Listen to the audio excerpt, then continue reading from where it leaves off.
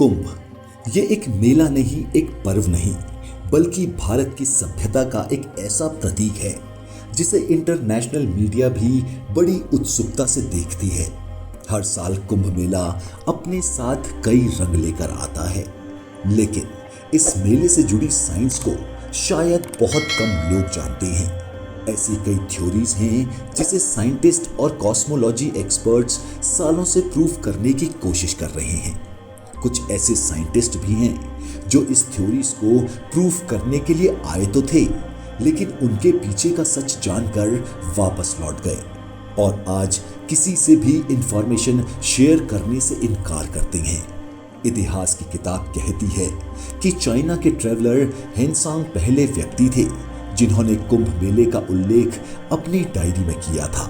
हैरानी की बात यह है कि वो अकेले नहीं थे, उन जैसे और भी कई थे। इतिहास, धर्म और विज्ञान से मिली जानकारी इस बात की ओर इशारा करती है कि कुंभ मेला एक धार्मिक पर्व से ज्यादा भी कुछ है, और वो कुछ क्या है ये जानने की कोशिश करेंगे हम हमारे आज के वीडियो में। हमारे चैनल पर आपका फिर से स्वागत है। पुराणों के अनुसार समुद्र मंथन से 14 रत्नों की उत्पत्ति हुई, जिसमें पहला विष था तो आखिरी अमृत। अमृत पाने की होड़ में एक युद्ध ने रूप ले लिया, एक भयानक युद्ध। असुरों से अमृत की रक्षा के उद्देश्य से इंद्रपुत्र जयंत उस कलश को लेकर वहां से चले गए। युद्ध 12 वर्षों तक चला। इस दौरान सूर्य, चंद्रमा और शनिदेव ने कलश की रक्षा में सहयोग दिया। धर्म ग्रंथ कहते हैं कि इंद्रदेव के बेटे जयंत के घड़े यानी कुंभ से 12 सालों में अमृत की 12 बूंदें अलग अलग स्थानों में गिरी।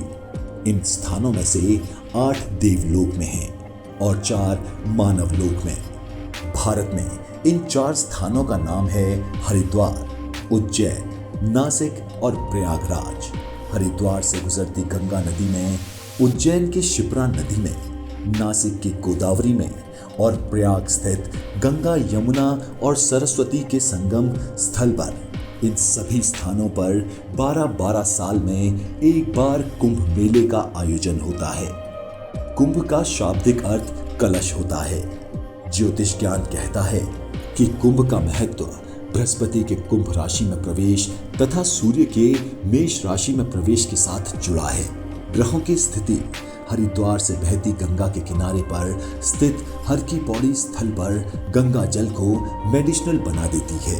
साथ ही उन दिनों ये पानी अमृत के बराबर मान लिया जाता है, इसीलिए इसे महाकुंभ कहते हैं। और यहाँ 5 करोड़ से भी ज्यादा संख्या में श्रद्धालु पहुंचते हैं। कुंभ मेले का तीसरा स्थान है नासिक। भारत के 12 ज्योतिर्लिंग में से एक त्र्यंबकेश्वर नासिक में स्थित है।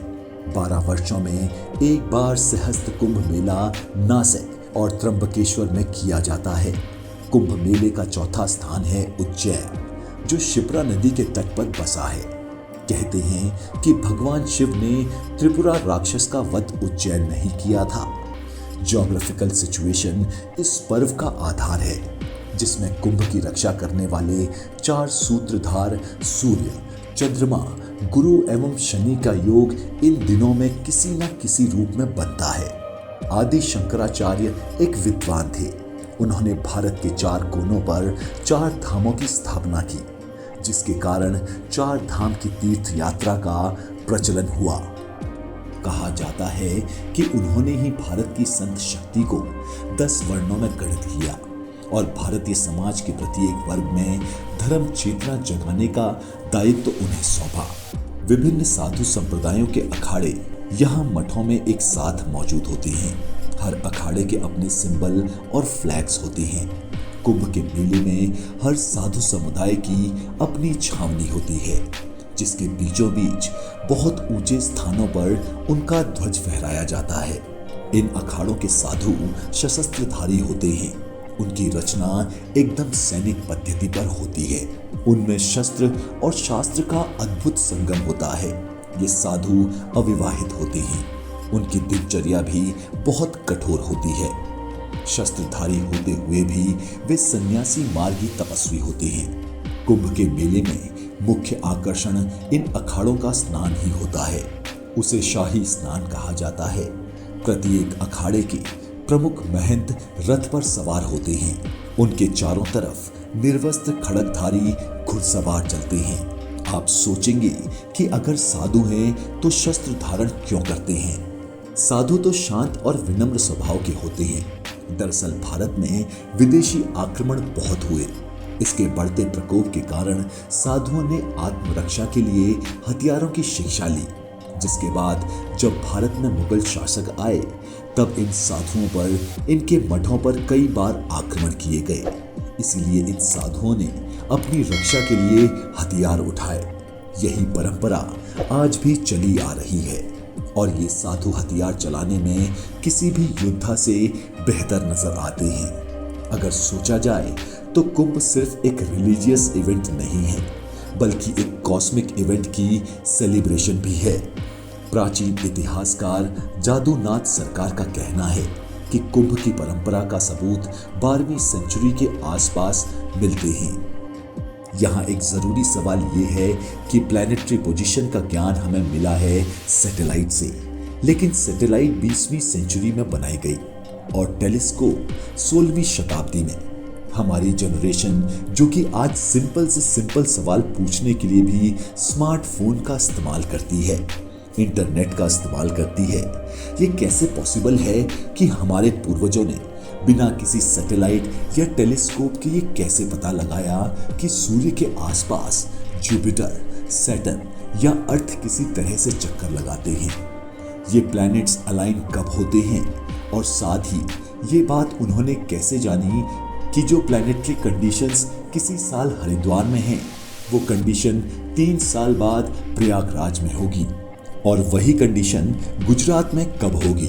उन्हें ये कैसे मालूम हुआ होगा कि पुराणों में मेंशन किए गए अमृत की रक्षा करने वाले देव, या कहें कि ये प्लैनेट्स एक ऐसा कॉस्मिक एनवायरनमेंट तैयार करेगा जो ह्यूमन बॉडी को बेनिफिट्स देता है? ये सारी जानकारी हमारे पास कहाँ से आई? क्या उन्होंने डीप मेडिसिनल से ये जानकारी हासिल की? क्या ये एस्ट्रोलॉजिकल साइंस है या फिर कोई और शक्ति थी जिससे हमारे पूर्वजों को ये ज्ञान प्राप्त हुआ? कुंभ मेले की प्रथा को शुरू करने वाले साधु ही थे, लेकिन क्या बीते समय में ये सभी साधु आम साधु नहीं हैं? एस्ट्रोलॉजी, कॉस्मोलॉजी के एक्सपर्ट्स थे। क्या इसीलिए वो एक्सपेरिमेंट करने के लिए हर 3 साल के बाद कुंभ के स्थानों पर आते थे? साइंस को कुछ भी प्रूफ करने के लिए प्रूफ की जरूरत होती है। प्रूफ यानी कि तथ्य मिलना आसान नहीं है। एक्सपर्ट्स सजेस्ट कर चुके हैं कि कुंभ स्नान से पहले ईसीजी, ईईजी जैसे कुछ बॉडी टेस्ट होने चाहिए ताकि स्नान से पहले और बाद के टॉक्सिक लेवल में फर्क देखकर कुछ स्टडीज की जा सके। ऐसे और भी कई सुझाव नेशनल और इंटरनेशनल साइंस दे चुकी हैं, लेकिन इन टेस्ट को करना इतना आसान नहीं है। हर साल कुंभ में आने वाले लोगों की भीड़ बढ़ती जा रही है। एडमिनिस्ट्रेशन के लिए कुंभ ऑर्गेनाइज करना एक बहुत बड़ा चैलेंज है। ऐसे में साइंटिफिक थ्योरी प्रूव करने के लिए टेस्ट के बंदोबस्त करना नामुमकिन जैसा है। शायद फ्यूचर में जब कुंभ मेला ज्यादा ऑर्गेनाइज ढंग से होने लगेगा तब ये टेस्ट और थ्योरीज को स्टडीज कर पाना थोड़ा आसान हो जाएगा। तब तक के लिए हम इन सब थ्योरीज पर विचार कर सकते हैं, लेकिन ये पूरा विश्वास है कि कुंभ मेला अपने अंदर कई राज छुपाए हुए हैं जो कभी ना कभी जरूर सामने आएंगे।